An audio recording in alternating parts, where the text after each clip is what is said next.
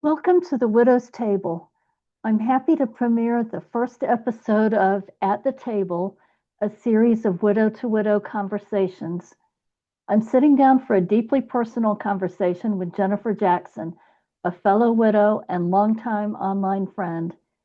For the first time ever, Jennifer and I are moving beyond our years of digital messaging to talk voice to voice, sharing laughs, tears, and the realities of forging new paths after loss.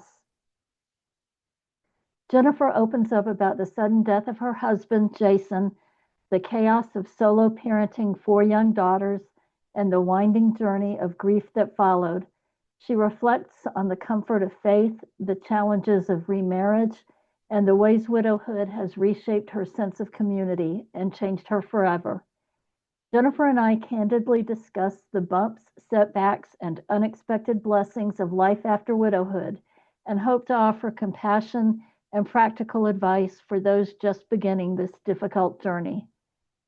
Whether you're navigating loss, supporting someone who is, or simply seeking an authentic conversation about resilience and hope, this episode is a testament to the power of connection and healing.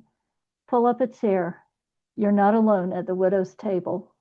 Jennifer and I have known each other through the online world for a really long time. How long has it been?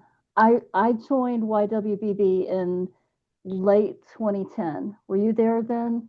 That was about the same time, late 2010, early 2011. Okay, so we've been on this journey together for a long, long time. Um, would you mind telling us a little bit about your husband that you lost? His name was Jason Fairchild, and we had been married not quite 14 years. It would have been 14 years in February of 2011. Um, we have two daughters together, and we met. It's kind of funny because I was going through a divorce at the time, a very awful divorce. And my divorce was taking forever. And my dad's like, you need to get out and meet somebody else. And I was scared to death to date because like I said, it was a horrible divorce that I went through. And we ended up getting married. We met online. And that's kind of funny because now meeting people online is kind of scary. But this website that I found out about was on the local news. And I'm like, okay, if this is being advertised on the local news, maybe it's safe. So we talked online for a little bit, and then I got more comfortable and I gave him my email address, and then we emailed back and forth for a little bit. And then we started texting for a little bit, and then we started talking on the phone. And I'm like, well, where did you grow up? And he told me where he grew up. And I'm like, oh, I grew up in the very neighboring city. And we got talking. And lo and behold, his grandmother was my fifth grade teacher, the one that tied me up because I wouldn't stay in my chair. And I never lived that story down. And after we found out that we pretty much grew up next door to each other but didn't know each other, we decided to go ahead and go on a date. And I remember that first date, it was kind of weird. He took me over to meet his brother, and I'm just like, okay, this is really weird. But then it was more of like a relaxed date. And we kept talking, and so every Friday we would go out together, and then on Saturday, and from day one I had two other children from my marriage of when I was getting divorced. From day one, Jason accepted my other daughters as his own. It was never oh, he's my stepdad. My kids referred to them as this is my daddy, and he loved those girls just unconditionally as if they were his own. And we ended up getting married on Valentine's Day of 2001. And like I said, we had two other kids. Um, he had a little bit of in between jobs, and he was a stay-at-home dad most of the time with our relationship. And at the time that he passed away, he had just gotten a new job back at IRS, and he was really excited about that. But sadly, it was the day after Christmas, 2010. I went in to wake him up, and Christmas, the day before Christmas, we had just like the best Christmas. We had all the family over. We went all out for Christmas. I mean, he cooked the turkey. He did the mashed potatoes, the gravy, the pies, the rolls. He's the one that cooked it, not me. So I can't take any credit because I was not the best cook. And he cooked all of it. We had a great big family over, everything. And by 8 o'clock that night, I was just exhausted.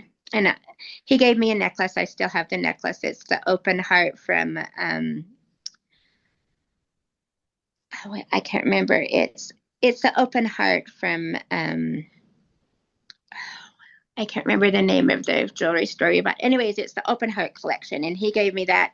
He gave me that for, Christmas. And I remember he put it on me when I opened it up, and I wore that all day long, and I didn't want it ruined. And so that night I gave him a kiss and I told him, thank you for, this wonderful Christmas, because throughout our marriage, we kind of struggled financially. And this Christmas, it was just like the best Christmas. Whatever we wanted to do, we could. We had the means to do it. And we just went all out. We helped families that year. And that's one thing about Jason, is he was very charitable.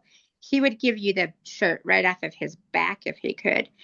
And he took the necklace off me, and I went and put it away, gave him a kiss, told him, thank you for a really good Christmas. I'm going to bed. I'm tired. My last words to him, and I'll never forget this, it was, I love you. And he says, I love you back. And so that to me is really special, because knowing that our last words are, I love you. Sorry if I cry. No, it's fine.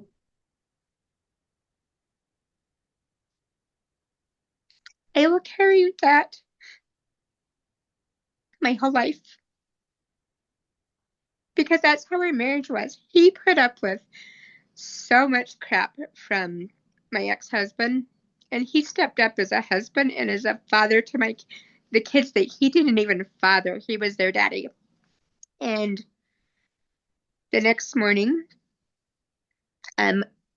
two of my kids, no, one of my daughters went with my parents that night and spent the night with my parents on Christmas. And I'm like, yeah, that's fine, because my daughter was really close to my parents.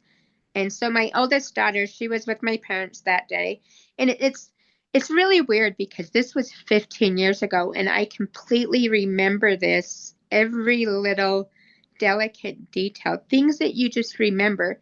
Like if you were to ask me what I did on New Year's Eve 15 years ago, I don't know, but this, I remember it. And I woke up early, and we live in Utah. And of course, Utah has snow, and it snowed, and it was so cold. And it was a Sunday morning, and I woke up early, and I'm like, you know what? I'm just going to let him sleep. And so I went and got the newspaper off the porch, and it had snowed, and I sat and read the newspaper. And then my two little ones, they came out. They were 5 and 9 at the time. And we had bought them a Wii, and they're like, Mom, can I play the Wii? And I'm like, yeah, sure, whatever. We got a couple hours before we need to get ready to go to church. So I turned on the Wii. They sat and played the Wii. And I was like, okay, it's 7:30. I need to go get him up so we can go to church, because we were pretty religious. And I went in. I was going to go in and get him. I'm like, it was a long day, late night. Let him sleep a little bit longer. He just needs to take a quick shower, throw on his suit, and go. I can get the kids ready. I'll give him a little bit more time. And the morning kept going on. Excuse me. And I'm like, okay, I need to go wake him up. And I was going to send my 5-year-old in there to wake up her dad. And I just kept getting this strong feeling, no, don't you have her go wake him up. You need to go wake him up. And I'm like, oh, let's let him sleep a little bit longer. And I kept waiting and kept waiting. And finally at 8 o'clock, I was like, okay, I really need to go wake him up, because church starts at 9. And the church was just down the street, maybe half a block. So it wouldn't take us long to get there. We could walk if we wanted to. And I went in there, and I'm like, hey, get up. And Jason was a jokester. He was a jokester. If he could do a joke on you, you were constantly laughing. And some of his jokes were so stupid you couldn't help but laugh. I mean, just stupid jokes. And I went in to wake him up, and I'm like, hey, I banged on the wall. I'm like, hey, get up. And he didn't move. And I'm like, okay, yeah, he's going to jump up and go boo like he usually does, because that's normal. That's his personality. He was a jokester. And he didn't move. And I banged on the wall. I'm like, hey, get up. And he didn't move. And so I went over, and instantly I knew something was wrong. And I used to be a CNA, and I knew he was gone, but I didn't want to accept it. And so I ended up calling 911. I had my daughter, who was 13 at the time. I lived in a duplex, and my next door neighbor, she's a single mom with 3 kids of her own, and very rarely would she answer the door. You'd have to really bang on the door. And I grabbed one of my kids under one arm and one of the other, and I ran to the next door neighbor, and I banged on the door, and she must have known something was wrong, because she immediately answered her door on the first time I knocked. I says, I need you to take my kids. And so she took my 2 little ones, because I didn't want them there, because I didn't know what was going on yet. And she took them in the house, and I called 911, and I'm like, I don't think my husband's breathing. And they told me to get him on the floor and do CPR. Well, granted, our bed was really big, and there was absolutely no way I'd be able to get him on the floor. And so they told me to start CPR. And I didn't start CPR because I already knew. I knew he had been gone. He was cold, and it was beyond CPR. And the police came, and they told me I had to get out of the room. They pretty much had to pull me off of Jason, because I was like crying, hysterical. And the officer came over and told me, I'm very sorry for your loss. Your husband, he's deceased. And I called my family. I remember calling his dad, and I was hysterical. And his dad thought we were fighting, because I don't know why, but his dad thought we were fighting, and hung up on me. So I called my sister-in-law, and I'm like, hey, there's been an emergency. I need you to call his grandma, because my husband was very close to his grandma. And she was actually on her way to church when we called her. And we decided that we were going to go get her, because we didn't want her alone. And when my sister-in-law turned on the radio, there was a song by Rascal Flatts that played on the radio. I can't remember the name of the title of it, but every time I'd get in the car after this, I think it was "I'm Already There" by Rascal Flatts, and that was like just a song that would always play. And you would think that it was never at the beginning, it was never at the end of the song, never in the middle. It was always playing at the very first, as if it was like a message we had to hear. This song, it played for her, and it played for me the first time I got in the vehicle, and I just took that as like a sign that he wants me to know, I'm going to be there, and I'm with you. And anyways, the police came, the ambulances came, and they took him out. And mind you, I'm still in my pajamas, barefooted, and it snowed. And by the time that all this was going on, my dad was there, my grandpa was there, my aunt came and got my 2 kids and took them with her to go to church. I believe my brother-in-law and my sister-in-law were there. It was weird, because when they brought him out, nobody was standing behind me, but I had this feeling like somebody was embracing me in a hug. And I heard this, "You'll be fine." And I was just like, I turned around expecting it to be my dad, because my dad's like the comforter. And they ended up doing an autopsy, because it was an unexplained death, or unattended death.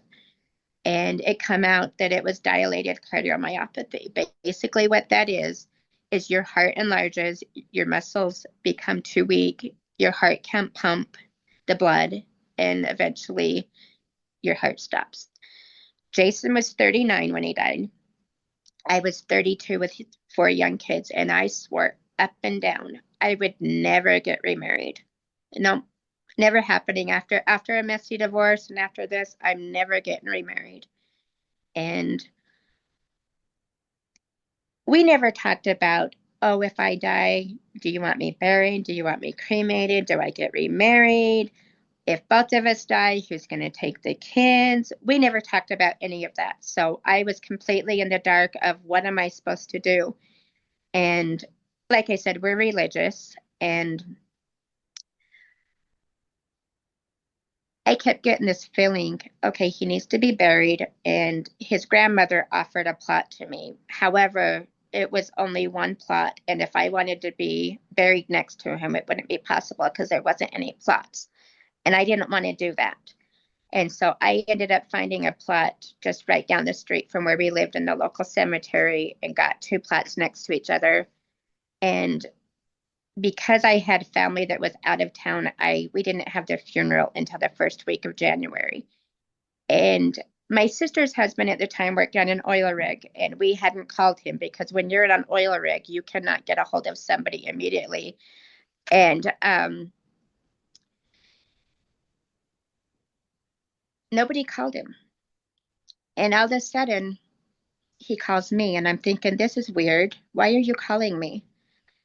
And he goes, I don't know what's going on, but my brother-in-law has this sixth sense where he can really feel people and communicate with people on the other side. And he told me things that there is no way that he would know. He's like, Jason's happy. He's up in heaven. Um, he wants you to know it's going to be okay. And he he told me, we told him that my husband had passed away in the middle of the night, and he was telling me some things that I'm not going to share because it's kind of personal. Sure. And it was comforting. It was extremely comforting. And he and my brother-in-law ended up coming home from his off shift because I believe he worked like 2 weeks on, 2 weeks off type deal. And so we scheduled the funeral at that time. And after we had the funeral, we were at the cemetery. And just to let you know, this is we laugh about it now. Jason hated to wear a tie. He hated to wear a suit. I married him in a suit and tie. Oh gosh. Yes. When we got to the cemetery, we had just a hole in the ground. We had no vault. We had no chairs set up. We had nothing. So he's probably thinking, lady, you buried me in a suit. Joke's on you. I'm going to have the last laugh. So, so we had to go back to the church and have the luncheon and then come back to the cemetery to do the graveside.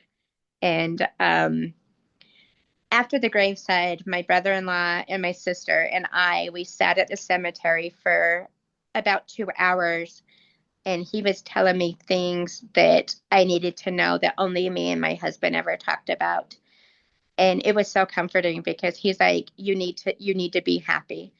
And that's one thing is I kept having these visions. It wasn't really a dream, but I wasn't really awake, but it was like these visions of my husband coming to me and saying, you need to be happy. You need to be happy. And I'm like, what the heck does that mean? I need to be happy. And I ignored it. I admit I ignored it. I didn't know what that meant. I needed to be happy. Well, I'm stubborn, very stubborn. And my mom and dad will tell you what a stubborn child and a teenager that I was. I'm still stubborn, you know. If I don't want to do something, I'm not going to do it, plain and simple. And I kept ignoring it. Well, then my sister says that Jason came to her and says she needs to go be happy. And I'm like, yeah, whatever. You're a liar. I didn't believe her. Then my dad starts in on me. Jason wants you to be happy. You need to be happy. And I'm like, what does that mean? And so, like I said, I swore up and down I'd never get remarried. But here I was, 32, widowed with 4 young children, you know, 15, 13, 9 and 5. And I'm like, okay, maybe I need to start dating. And out of respect, I asked my husband's family, I'm like, how would you guys feel if I was to start dating? And they asked me, why are you even asking me this? And I said, it's just more of a respect thing. I don't want to make you guys mad if I decide to date again. I mean, you don't ever really move on from a death, whether it be of your husband, your mom, your sisters, your father, your grandparents, aunt, uncles, friends, babies, whatever. You don't move on. You just learn to cope day by day. Um, I have my days. It's been almost 15 years. I have my days. Sometimes I can get through the day fine. Other times, a certain smell, a song on the radio, a show, a memory, and, sometimes you do cry. And it's okay if you cry. It really is, because that was a love that I cherished. That was a relationship that I absolutely enjoyed being in. And I started dating. And just so you know, I had my kids text me 45 minutes after I'd go on a date in case it didn't go bad or if it didn't go good. I think we set up a little plan. Smart So I would move. use, yes, I would. I learned this off the Young Widows Bulletin Board too. Is I would have, I learned so much. I met so many friends from there. Sadly, it's no longer an online platform, but I would have my kids text me and I would use my kids as an excuse like, oh, I got to get home, something's going on, blah, blah, blah. So I could get out of a bad date. And I met a couple people that I didn't feel comfortable with. We always met in a public place for safety's sake. And there was a couple people I didn't care for. Well, I'm now remarried. We've been remarried since the end of 2011. So it was not quite a year that I got remarried.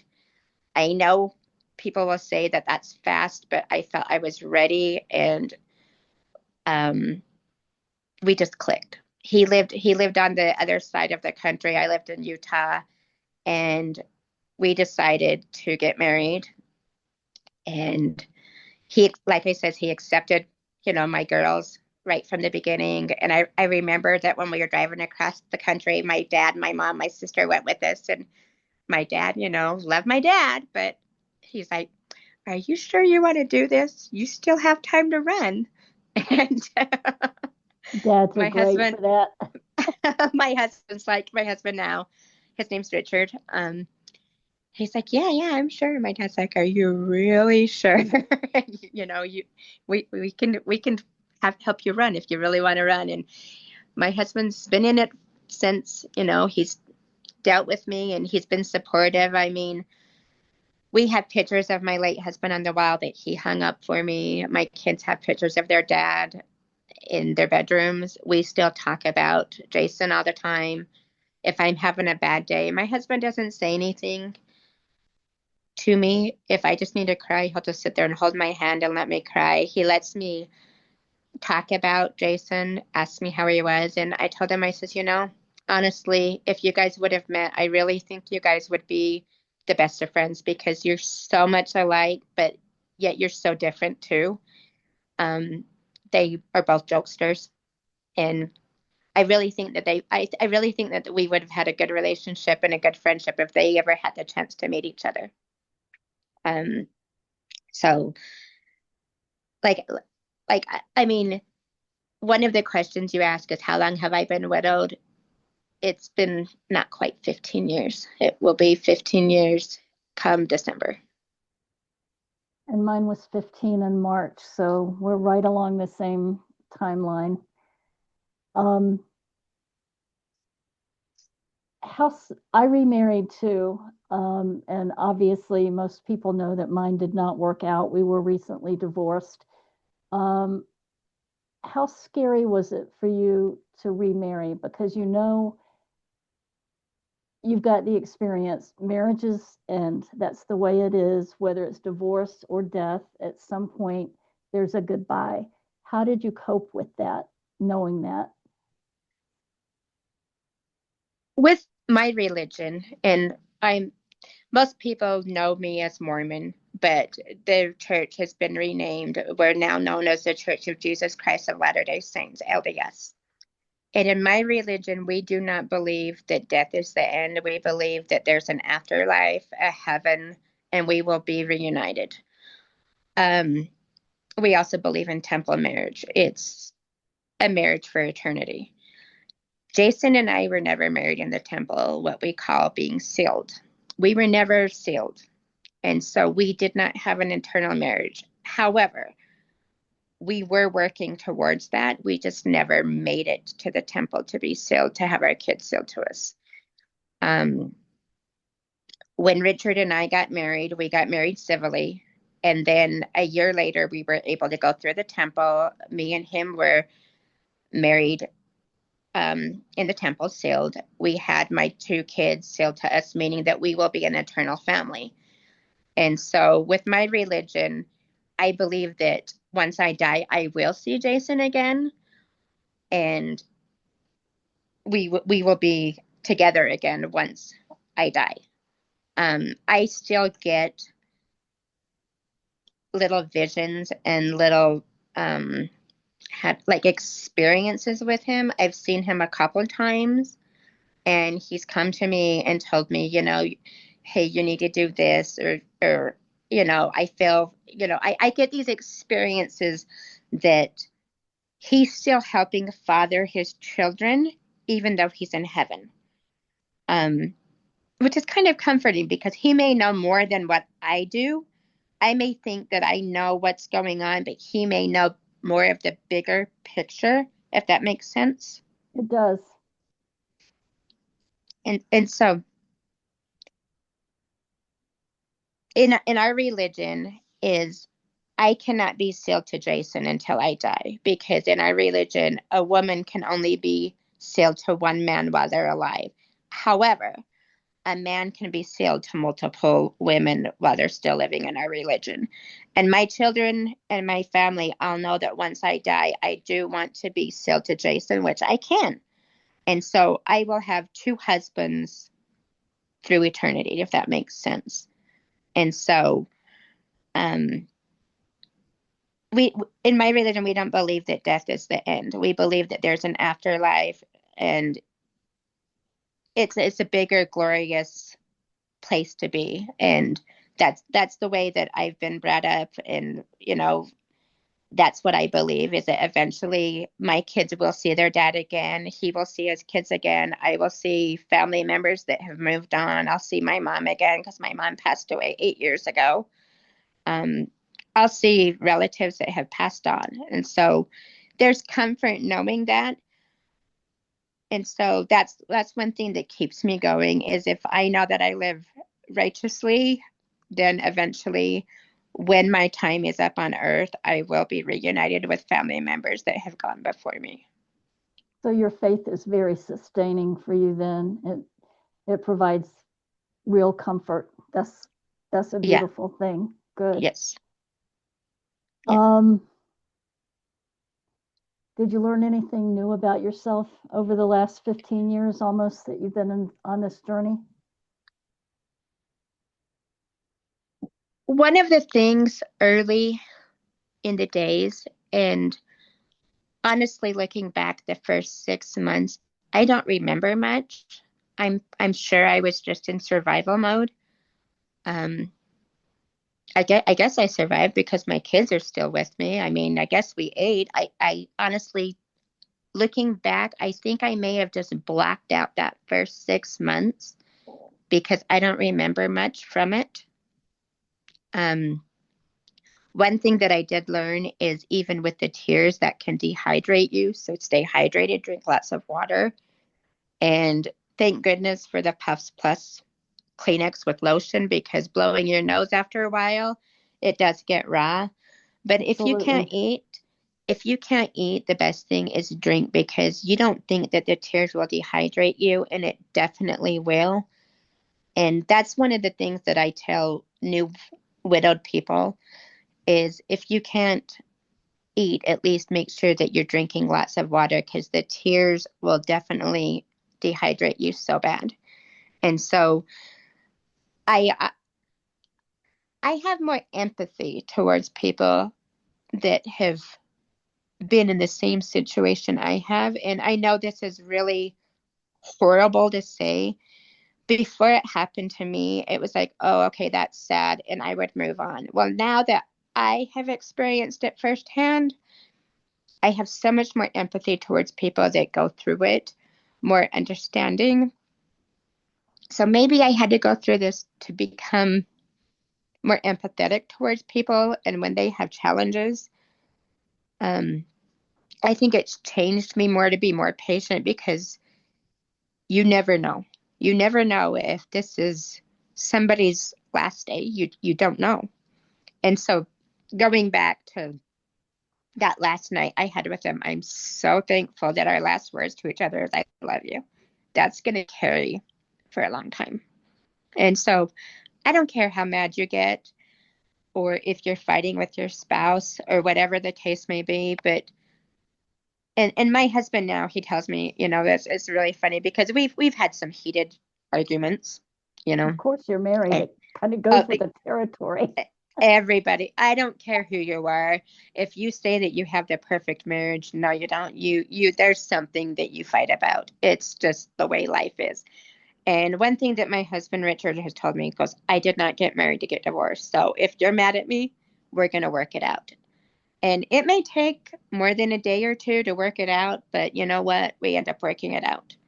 And that's one thing with both Jason and Richard. They both have senses of humors, and I can't stay mad at them because I end up cracking up with the stuff that they do.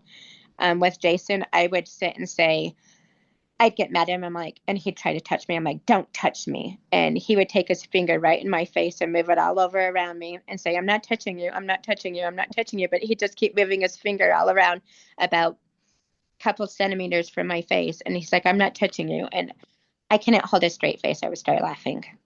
And that's one thing. There was a lot of humor in our marriage. And like I said, some of the jokes he said were just so dumb. You couldn't help but laugh. I'm like, seriously, are you 39 or are you two? Because some of the stuff I mean, he was a jokester. I mean, he loved to have a good time.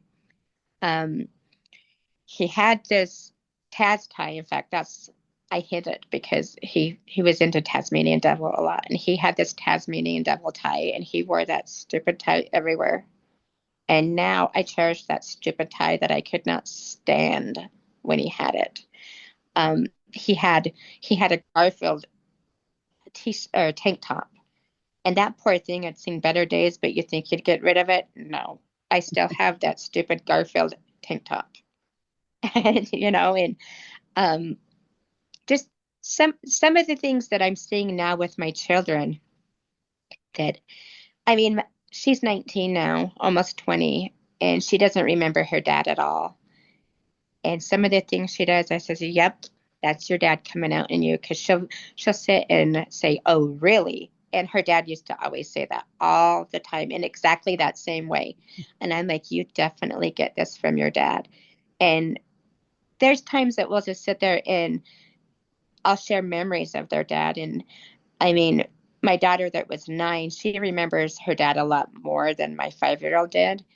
And she's like, oh, yeah, I remember when he did this or he did that. And I'm like, yeah, that's where you get, your personality from. And they like to kid around too. And I see a lot of their dad in my kids. And so that's kind of nice to have too, is seeing their personality blossom from what their dad's personality had.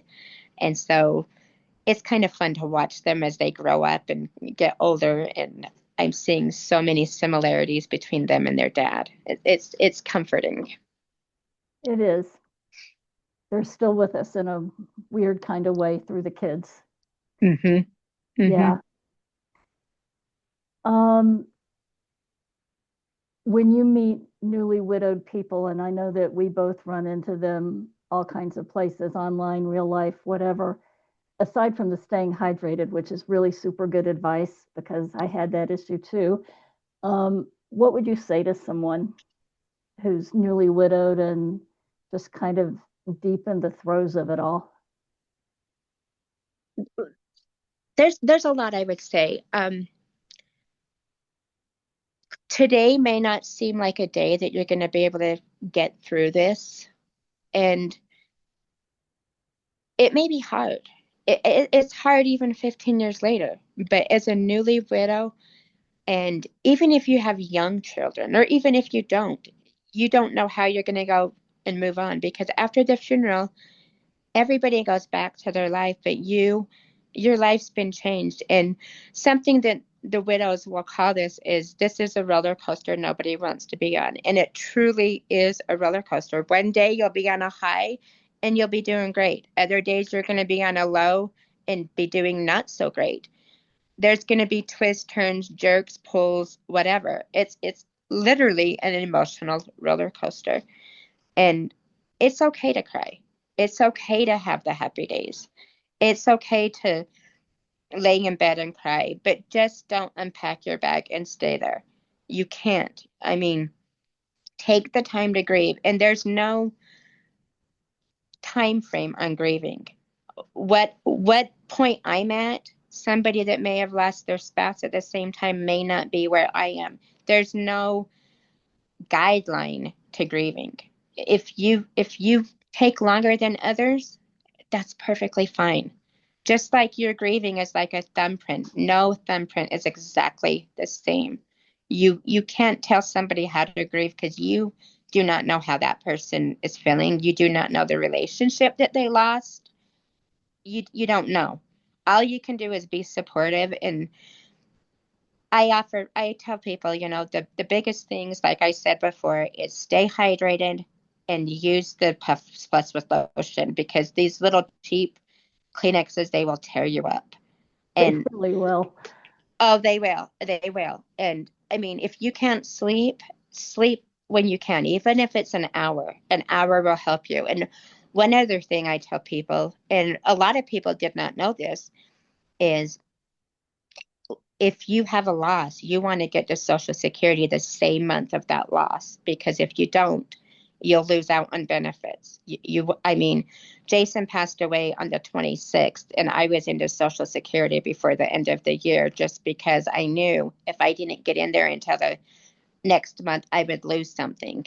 And if you have children, you do get survivor benefits until they either turn 18 or graduate high school, and that does help out a lot.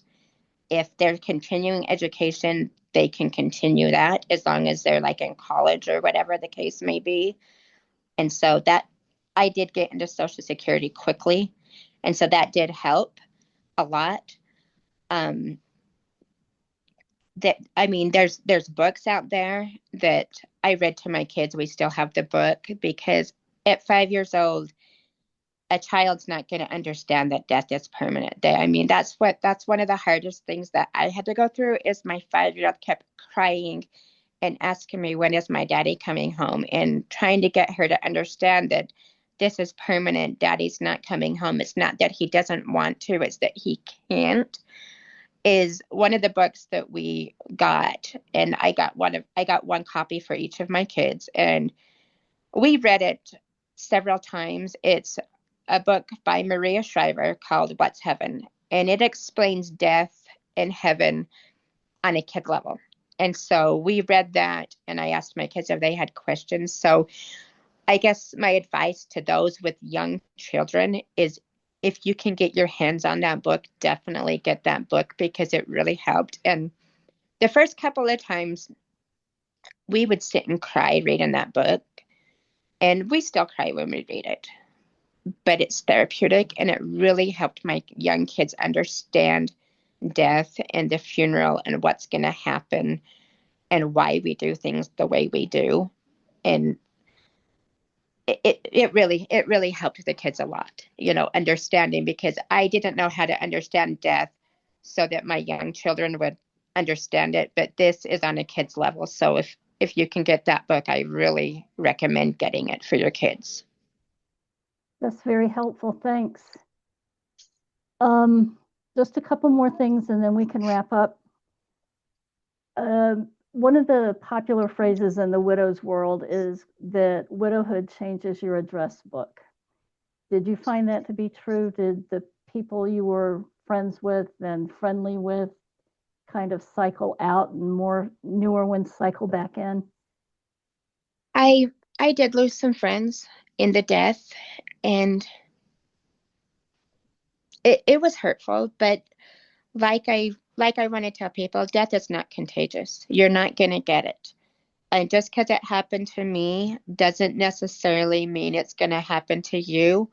If it does happen to you, of course I'm gonna be the supportive person having gone through it firsthand because I know the different emotions that go with it.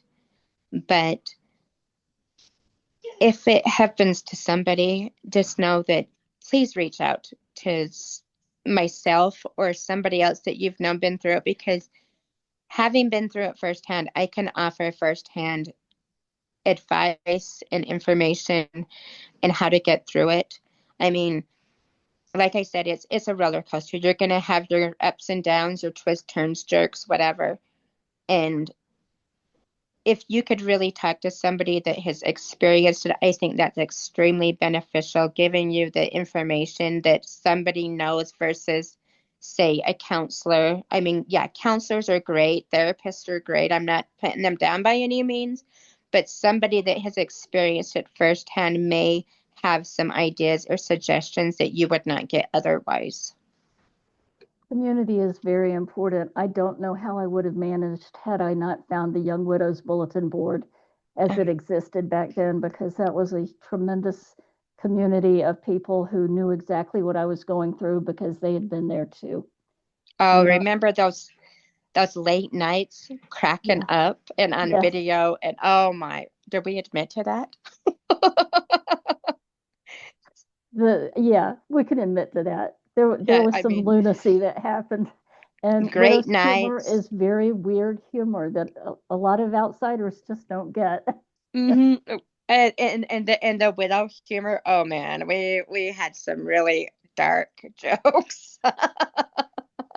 Very much So, so. I mean, some of my greatest friendships now are from people that have been widowed themselves, and I'm also part of, it's more faith based with my religion. You don't have to be my religion to join, but we do have an LDS widow and widowers group, and they do have conferences that is more centered around my religion.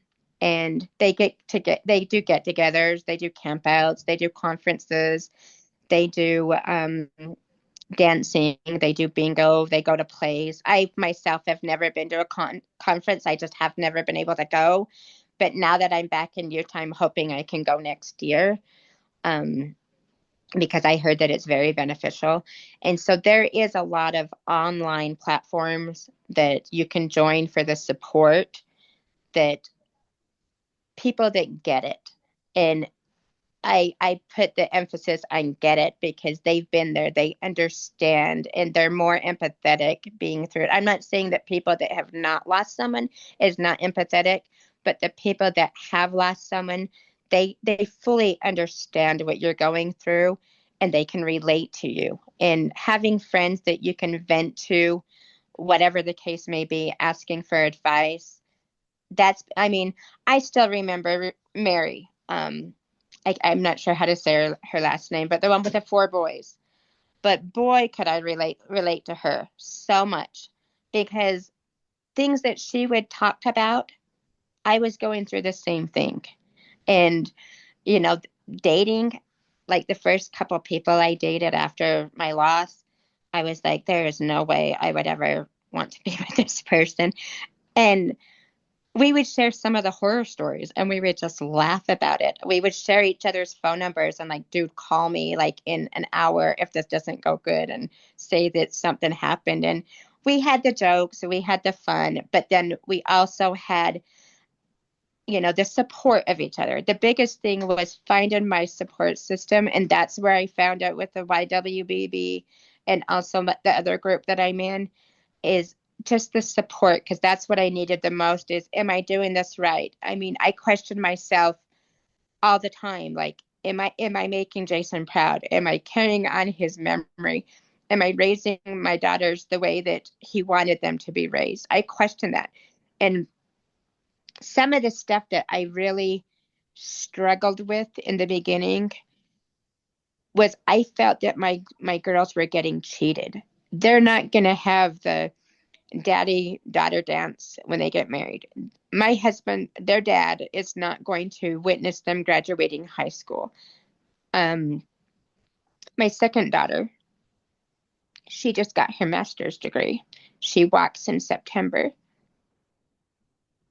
Um, Sorry.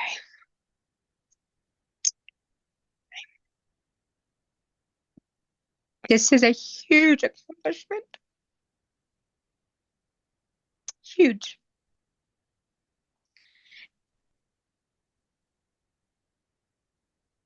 And I know that Jason would be so proud of her for doing what she's doing. And if I could have him here for her graduation when she walks, I would. Because he cheered those girls on as if he was their own father, even though he was just their stepfather. He treated them as if they were his own. And it's sad because he's never going to be able to meet his first grandbabies when they have kids. He's not going to be at their wedding. He's not going to be there for, you know, I could kill him for this. Not teaching him how to drive. Yeah, I'm going through that right now.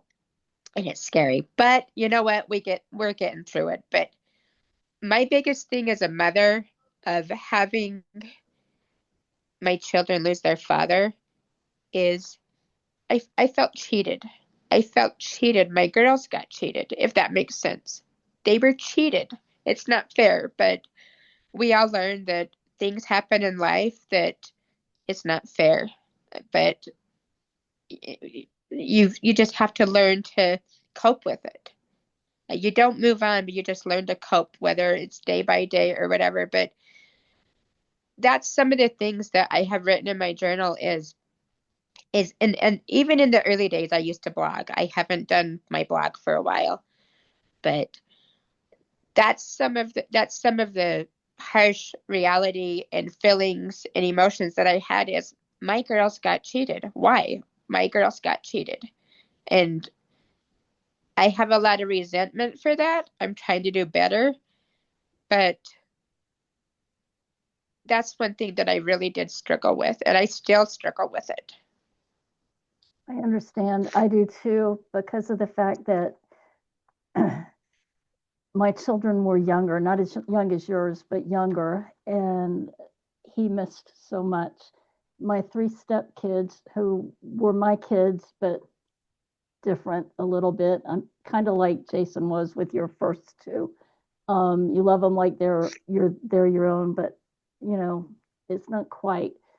My stepkids got to grow up with their dad. They were fully grown adults and everything when he died, and my two younger ones missed out on a lot. And every time there's a special occasion involving the kids, it aches a little extra because he's not there. He was the only other person on the planet who loved them the same way that I do. And Mm-hmm. he should be there for those things. So I totally get where you're coming from. Mm-hmm. And it's weird because this just popped into my head is when we buried Jason, he was a big guy. And they usually, when you bury someone in a casket, they have their hands over each other. Well, we couldn't do that because of the way that, he had been deceased several hours before we found him. And so trying to get his hands together in the casket, we couldn't do it. And so what we did is we got 5 pink roses, one for me and one for each of my daughters. And we put them in his hands and kind of across his chest. And it's so cute because my 5-year-old, she could not say casket at all. So she called it the basket. And she would always tell people, my daddy's in a basket and he has roses in his hands in the basket.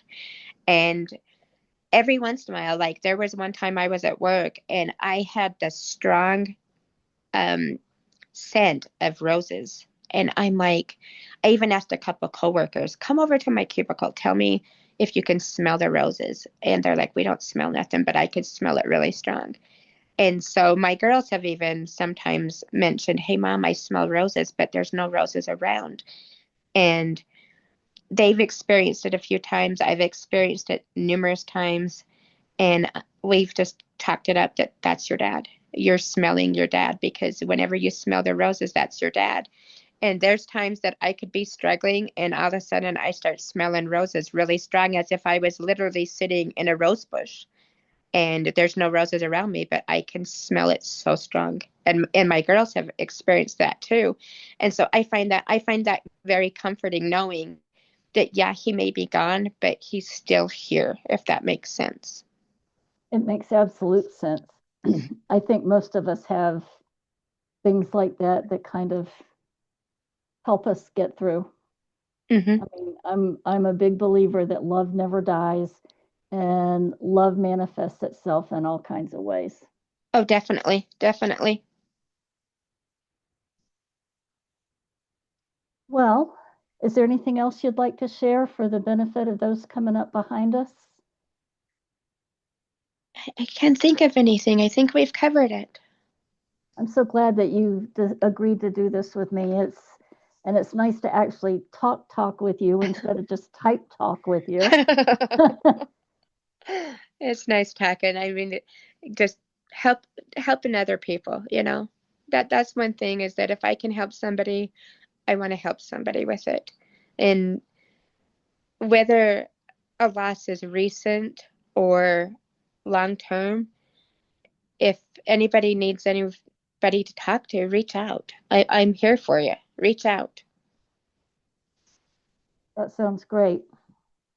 I'm glad that you're so open to that. And most widows that I've met are, because we don't want anybody to go through what we've been through alone when they don't have to be. Right. You need a support system, plain and simple. Find your support system. Yes, absolutely. Well, I guess we can wrap up. We've been at it a while. I really, really appreciate your time. Um,